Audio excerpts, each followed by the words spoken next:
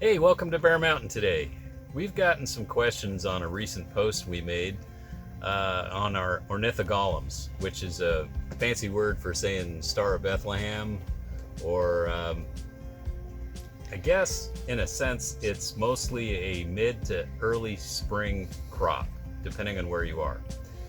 What we did this year is we are growing it inside of our crate house, and so we got a lot of questions about, well, how did we do it, and how does it work, vis-a-vis what kind of soil you put in, what kind of spacing you do, and that. So I thought we'd talk about that today. So let's get into it.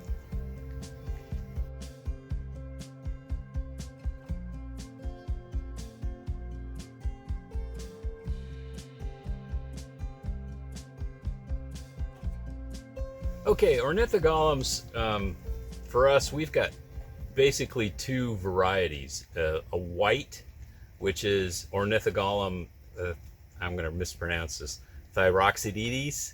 I think that's probably wrong. I probably butchered it.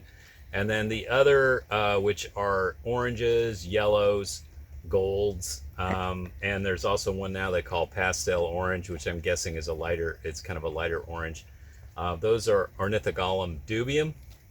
Now, when you look at them, you can tell the difference between the two types of plants, but they basically are both of the Star of Bethlehem type of bloom. It's a spike type bloom with multiple florets on it.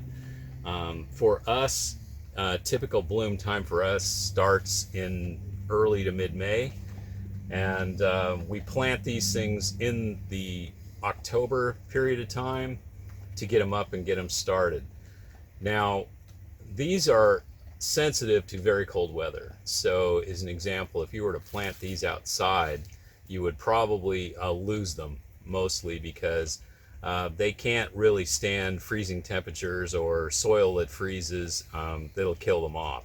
So that's why we're raising them inside of our hoop house here with our other earlier spring bulbs. And the way we protect them is we use Agribon fabric cloth over the top when it looks like if we're going to have a night that's going to get down to 32 or even close to 32, we will put a 8-degree fabric cloth fleece over the top of these guys to protect them. So the whole idea is that we want to make certain at nighttime that these guys don't dip into the freezing zone. What we do is we're planting these in crates. Now these bulb crates are your larger bulb crates. Are typically 9-inch deep, about 16-inch wide, and about 22 inches in length. So it's good enough for this small of a bulb. I'm going to give you an example of, I got my cheat sheet here so I can remember all my important points. Okay, this is kind of the typical size of the bulb you're getting. And if you look at the tip, you can see this one's actually still alive. It's got a little bit of green.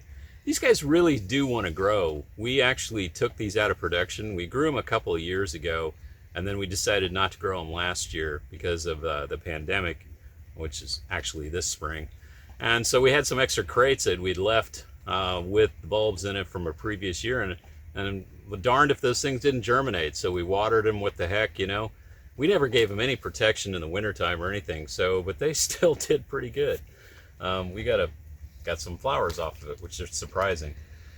So now we've come back and we're raising these things for this spring coming up.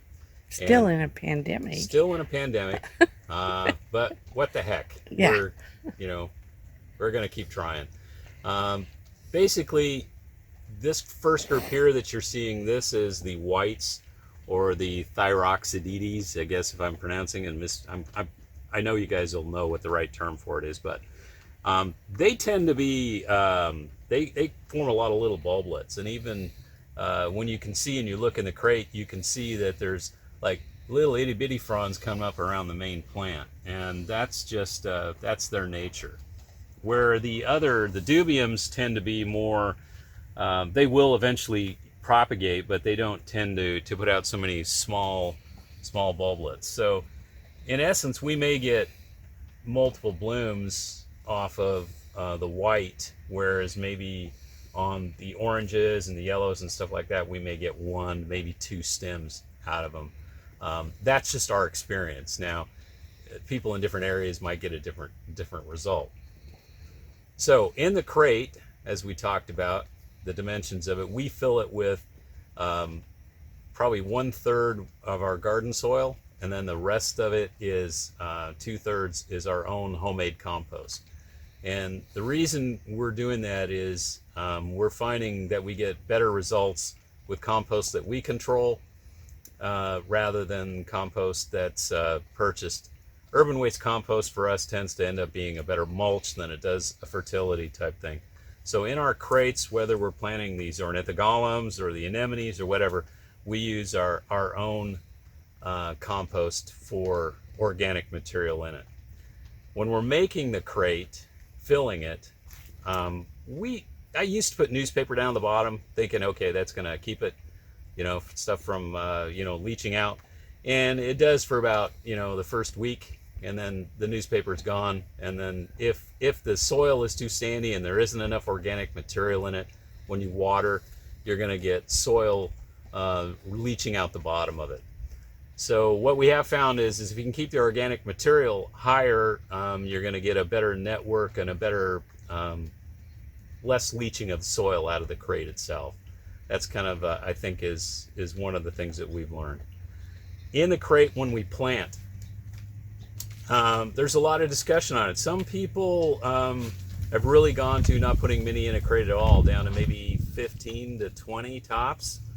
Because of space this year, I put in 24 in a crate, and it looks like they're going to be okay. What it may do is it just may affect the number of blooms, or the size might not be as large as genetically they could be possibly to be, because it may be a little more crowded. But in the past, we've done it this level, actually more. We put in 30, I think, in our first go around on these things, and we still got pretty good stem length. I mean, they were definitely good enough for a florist. So it's kind of a balancing act of how far down do you go to what the quality is you're trying to get out of it. We may in the future drop it down to 20. We'll see how this goes, but I think 24 seems to be working pretty good. We haven't done this that many times. No, so... this will be our second year of like production. Right, we've kind of messed. Trying.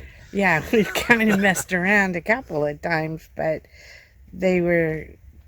one was an epic fail. Yep. And so now, why was it a fail? That'll be somebody asks. Why did it fail? Well, it failed because we didn't protect it well enough, and cold weather came in. For us, a cold event is something that sometimes in winter we don't get a real long prolonged cold event at all. And when we say prolonged, we mean something like never gets above freezing in daytime and dips down into the low teens or maybe even lower at night. And sometimes we'll get an Arctic blast that'll come through in December, January, February, and it'll be a week for it to kind of work itself through the system. But meantime, what happens is every day the soil outside in particular is freezing and thawing and staying frozen for a longer period of time. A hoop house, unless you put fabric cloth over things, will experience the same shock of temperatures that you do outside. So what we're trying to do in here is make certain that these guys, which are sensitive to possible freezing, is that they're down near the ground where the ground is already warmer and there's black fabric cloth around them, so it's going to absorb a lot of daytime warmth. And then at night, if it's going to freeze, we'll put the fabric cloth over them, maybe 1 or 2 layers. Frost blanket. Yeah, frost blankets, fleece, fabric cloth.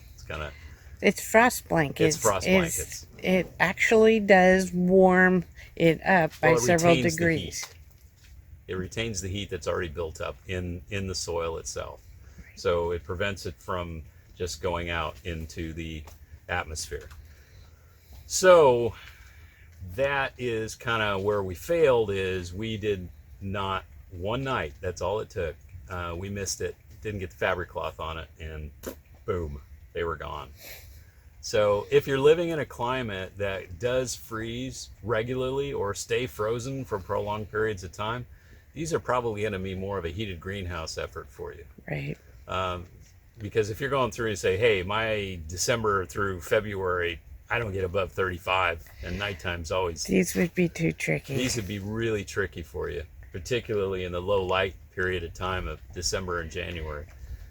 True. So, Also, it would be for those that are on that cold side, putting frost blankets back and forth, on and off. I mean, during the day, we pull them off to get as much sun and light on them to keep them moving forward. And, you just couldn't keep them covered 24/7 for long right. periods of time. Well, those fabric cloth frost blankets, they will, depending on how heavy they are and how many layers you're going on, they'll cut out a significant amount of light. The Agrabah 50 we use takes out, I think, almost 40% of light just with one layer. So you don't want to keep it on all the time. It's not something I say, well, I planted it and I just throw a fabric cloth on it. Or I always keep calling it fabric cloth, but it's frost blanket on it, and leave it, all winter long. That's not going to be a good result either. So that they actually are zoned for 7 up, yeah. 7, 8, 9. Yeah.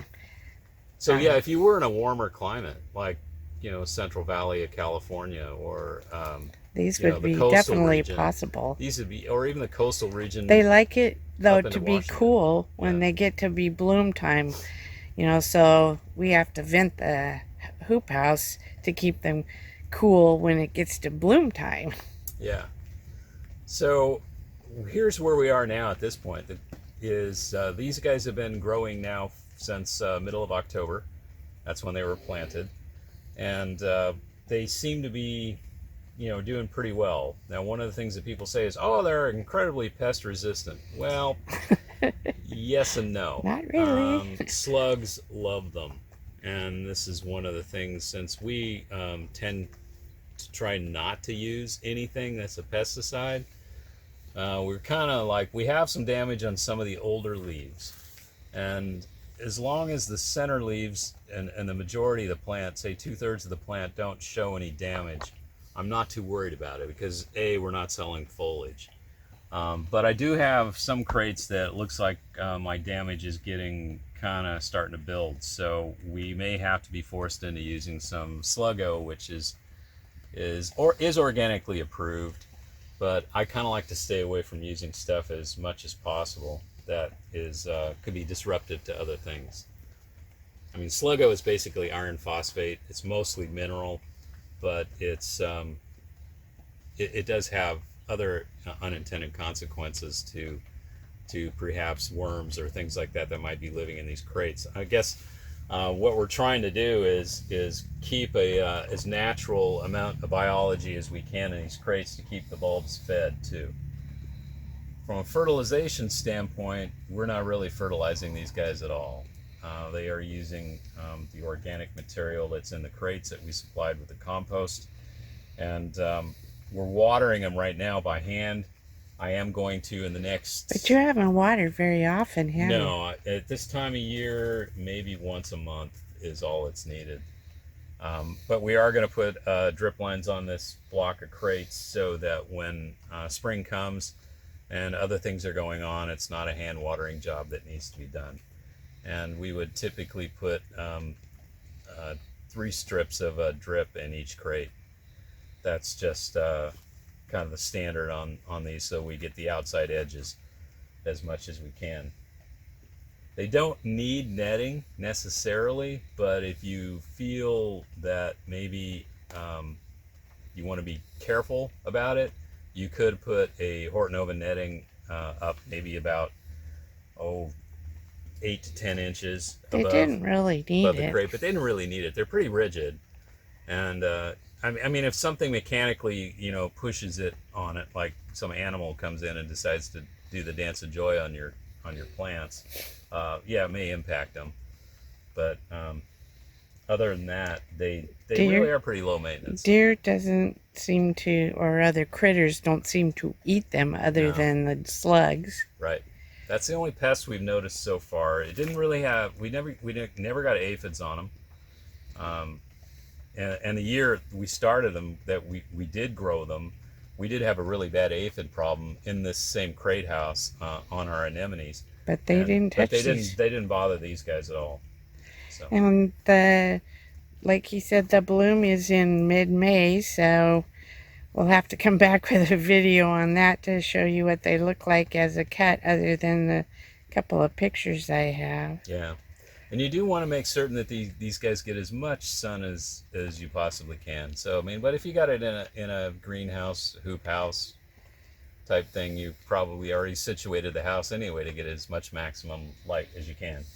So it's not something to be growing in a shady side of a hill or something like that. They're not going to do as well. I guess that's kind of the crux of things that people wanted to know. How deep did you plant them? Oh, that's a good point. Actually, not deep at all.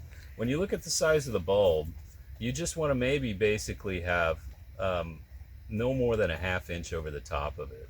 So the way I did it is I lined out how many I was going to have. So I put them in 4 rows of 6. And after I got it lined out, I just came back with my fingers and went squish, squish, squish, pushed it down maybe about a ½ inch. Then made sure that the dirt was over the top, and then watered them in really well, and just kind of watched and made sure the crates didn't dry out, before they germinated. If they did, I'd water them lightly again. You don't want to, have these things soaked. You don't do a pre-treatment with it, like you do for maybe ranunculus or anemones. These are just a straight plant, and they don't need to be planted deep. And they don't need to be overwatered. No, you don't. You definitely don't. You just gotta kind of watch the crates themselves in here or anywhere you plant them. Watch the soil and make sure that you got to remember they're pretty shallow rooted. So, if the top inch or so dries out, you may start to have a problem. You can also notice too, if you watch these plants, when they start to get a little stressed on water, the leaves will lose their shine. They'll start looking dull, and then they'll lose their vigor. Instead of be standing up, they'll just kind of go. Everything starts to look droopy. It looks droopy, but first thing you'll notice, and you'll notice this many hours ahead of time, is they just lose their shine, and they look dull. They're thirsty, and that's when you water them. And what I typically do, like I said, when I water it, I'll just make certain that the crate is fairly well dampened all the way around. I don't want dry spots in the crates if I can avoid it, and that's about it. So I want to thank you guys for watching today, and if you have any questions on the Ornithogolums, either post them on Instagram or with the YouTube video itself, and we'll try to get back to you. I know we kind of been away from things for a while, kind of the holidays, we kind of like slowed down a bit. But we'll be doing a few videos as we come along. And I want to thank you guys for watching today. And stay safe during this holidays. And have a good day. Bye-bye. Bye-bye.